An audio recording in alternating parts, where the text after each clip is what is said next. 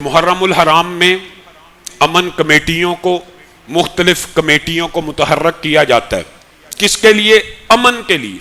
میں بھی یہ چاہتا ہوں کہ ملک میں امن ہو، آپ بھی یہ چاہتے ہیں، لیکن امن کمیٹیوں کا کردار یہ ہے کہ جو مرض ہے اس کی تشخیص کی بجائے اس مرض کا شکار اور اس مرض سے متاثر لوگوں کو چپ کرایا جاتا ہے. مثلا امن کمیٹیوں کا کردار تو یہ ہونا چاہیے کہ کوئی شخص محرم میں توہین نہ کرے، توہین صحابہ بھی نہ کرے اور توہین اہل بیت بھی نہ کرے. امن کمیٹی کا کام یہ کہ اگر کوئی عالم دین مقدسات کی توہین کرتا ہے اس کے خلاف فی الفور ایکشن لیں.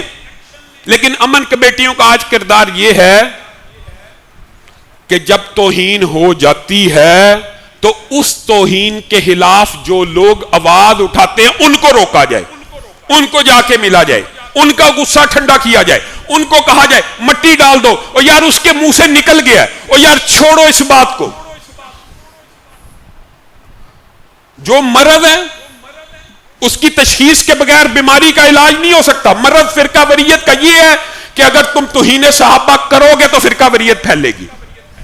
اللہ کی قسم کھا کے کہتا ہوں، میری طرف سے تو اہل سنت کا ایک عام نمائندہ اور طالب علم ہونے کے ناطے میری طرف سے تو یہ دعوت ہے کہ اگر اہل سنت کا، اہل حدیث کا کوئی شخص اہل بیت کی توہین کرے اس کو نہ صرف مقدمہ درج کرو، نہ صرف اس کی زبان کاٹو، ہماری طرف سے اس کو پھانسی پہ لٹکا دو.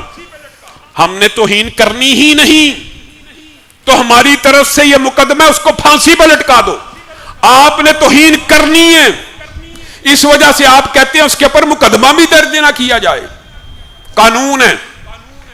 میری تو گزارش ہے، میں ان ہاتھوں کو چوموں گا جو اس بات کے اوپر دستخط کرے کہ ابو بکر و عمر کی توہین کرنے والے کو 10 سال قید ہو، چاہے وہ اہل تشیع ہی میں سے کیوں نہ ہو. لکھیں. آئیے فرقہ واریت آج ختم ہو جائے گی. فرقہ واریت ختم کرنے کا ایک ہی نسخہ ہے. یہ ڈرامے بازیاں آپ جتنی مرضی کر لیں، جتنے مرضی جعلی اجلاس بلا لیں، جتنی مرضی امن کمیٹیوں کو متحرک کر لیں، امن قائم تب ہوگا. آسان سا نسخہ ہے کہ اہل حدیث ہو، دیوبندی ہو، بریلوی ہو، اگر اہل بیت کی توہین کرے اس کو بھی 10 سال کے لیے جیل میں ڈال دو، اس کی بھی زبان کاٹ دو. اور اگر کوئی ابو بکر و عمر، عثمان، امیر معاویہ، ابو سفیان کی توہین کرے اس کو بھی جیل میں ڈال دو. یہ ہمیں منظور ہے، ان کو منظور نہیں ہے. تو جنہیں منظور نہیں ہے فرقہ واریت وہ پھیلاتے ہیں کہ جنہیں منظور ہے وہ پھیلاتے ہیں. دکھ کی بات یہ ہے، یہ آپ حیران رہ جائیں گے. اس گفتگو کے بعد بھی فرقہ واریت پھیلانے والے ہم ہیں کہ ہم پھیلاتے ہیں. جو توہین نہ کرے وہ فرقہ واریت پھیلا رہا ہے، جو توہین کرے اس کے خلاف آواز اٹھانے والا فرقہ واریت پھیلاتا ہے، اور جو توہین کرے وہ فرقہ واریت نہیں پھیلاتا. اس کے اوپر بس پردہ ڈالنا ہے، اس کو جی آپ نے برداشت کرنا ہے. نہیں برداشت ہوگا. حضرت ابو بکر کی توہین برداشت کر لو گے؟ حضرت عمر کی توہین برداشت کر لو گے؟ امن کی یہ قیمت. امن کیسے آئے گا جی؟ امن آئے گا جی تسی ذرا ٹھنڈے رہو، ابو بکر و عمر دی توہین برداشت کر لو تو امن ہو جائے گا. امن کی یہ قیمت ہمیں منظور نہیں ہے، نہ امن اس قیمت پہ ہمیں منظور ہے. اور یہ عجیب بات ہے کہ امن قائم کرنا صرف اہل سنت کی ذمہ داری ہے کہ ہمارے سر کے اوپر ہے بس یہ بات، اہل تشیع کی کوئی ذمہ داری نہیں. امن قائم کرنا دونوں کی ذمہ داری ہے. اگر اہل سنت کی ذمہ داری ہے تو آپ کی بھی ہے، صرف ایک فریق کی ذمہ داری نہیں ہے. محرم آیا ہے، وہی طرز عمل کہ جو لوگ دفاع صحابہ کی آواز اٹھاتے ہیں. دیکھیں، قانون کو حرکت میں لانا بذات خود قانون ہاتھ میں لینے کو روکنا ہوتا ہے. یعنی ایک جگہ توہین ہوئی ہے، ہم اس کی ایف آئی آر درج کروانے کے لیے تھانے جائیں تو ہم فرقہ واریت پھیلا رہے.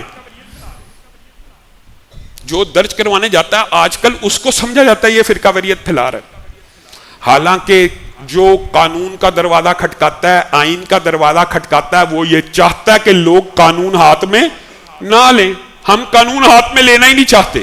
پاکستان کے آئین میں لکھا ہے کہ صحابہ کی توہین کی یہ سزا ہے، اہل بیت کی توہین کی یہ سزا ہے.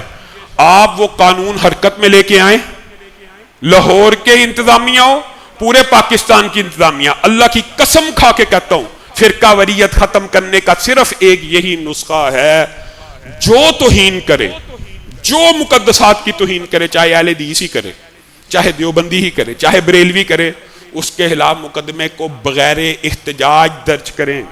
احتجاج کے ساتھ درج کرنا نہیں ہوتا، بغیر احتجاج از خود آگے بڑھ کر نوٹس لے کر اس کو روکیں، 2 سال کے اندر ملک سے فرقہ وریت ختم ہو جائے گی۔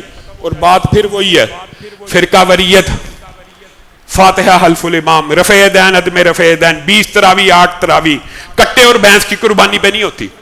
اختلاف ہو جاتا ہے لیکن اس بات کے اوپر کبھی قتل نہیں ہوئے۔ قتل ہوتا ہے تو مقدسات کی توہین کے اوپر ہوتا ہے، اشتعال آتا ہے تو ان عظیم الشان ہستیوں کی توہین پہ آتا ہے۔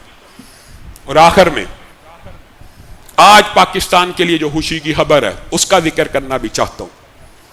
اللہ کے فضل و رحمت سے امن معاہدے کے اوپر وزیر اعظم پاکستان کے دستخط ہو گئے، اور ہم نے تو بچپن سے جو باتیں سنتے آئے ہیں، پڑھتے آئے ہیں، لیکن آج اپنی آنکھوں سے مطالعہ پاکستان سے مطالعہ عالم اسلام بھی دیکھ لیا، اور مطالعہ امن اقوام عالم بھی دیکھ لیا۔ اللہ کے فضل و رحمت سے پاکستان کو اللہ نے یہ اعزاز دیا کہ وہ بطور ثالث 2 فریقوں کے مابین بیٹھ کے دستخط کر رہا ہے۔ یہ پاکستان کے لیے خوشخبری کی بات ہے، لیکن اگر پاکستان ان 2 فریقوں کے مابین، اور یہاں پہ بھی بڑی جذباتی باتیں ہوئی، محرم کے ایام ہیں، پھر وقت ملا تو گفتگو کریں گے، جی انہوں نے ایسا کر دیا، جی ایسا کر دیا، ہامنائی صاحب کو شہید کر دیا، ان کے ساتھ مذاکرات نہیں ہو سکتے۔